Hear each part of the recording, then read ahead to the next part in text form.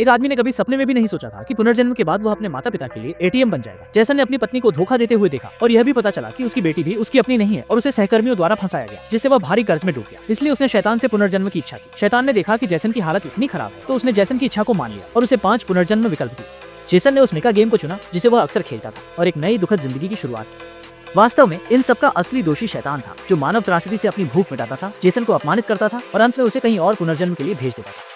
इस तरह जेसन ने एक नई दुखद जिंदगी की शुरुआत की। पुनर्जन्म के 5वें वर्ष माँ ने जेसन को एक उपहार दिया। जेसन तुरंत उत्साहित हो गया। इतना बड़ा उपहार बॉक्स, इसके अंदर की चीज जरूर बहुत शानदार होगी। लेकिन वास्तव में अंदर सिर्फ एक जेट प्लेट थी। माँ ने जेसन को बताया कि जेट प्लेट वास्तव में एक स्मार्ट एआई है जो जेसन की इच्छा के अनुसार रूप बदल सकती है। इस समय जैसन के पिता भी उड़कर आ गए। उन्होंने अपनी संपत्ति जैसन को दे दी, लेकिन यह शर्त के साथ थी कि आगे से जैसन को अकेले ही रहना होगा और जैसन को हर महीने समय पर उन्हें एक अच्छी खासी रकम भेजनी होगी, क्योंकि वे राजधानी में हनीमून मनाने जा रहे हैं। जैसन ने बिना सोचे समझे सहमति दे दी और एक गट्ठर प्रमाण पत्रों पर हस्ताक्षर कर दिए। अब से जैसन नए ग्रह के शासक बन गए। थोड़ी देर बाद जैसन ने जेट प्लेट को अपनी कल्पना की नौकरानी के रूप में बदल दिया। अपनी माँ की बात को साबित करने के लिए जैसन ने तुरंत जांच शुरू कर दी।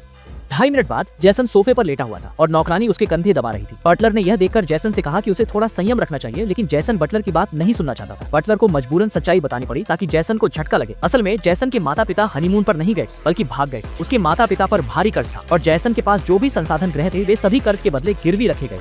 जैसन को तुरंत सब कुछ समझ में आ गया। असल में वो तो सिर्फ एक बलि का बकरा था। ये माता पिता सच में धोखेबाज।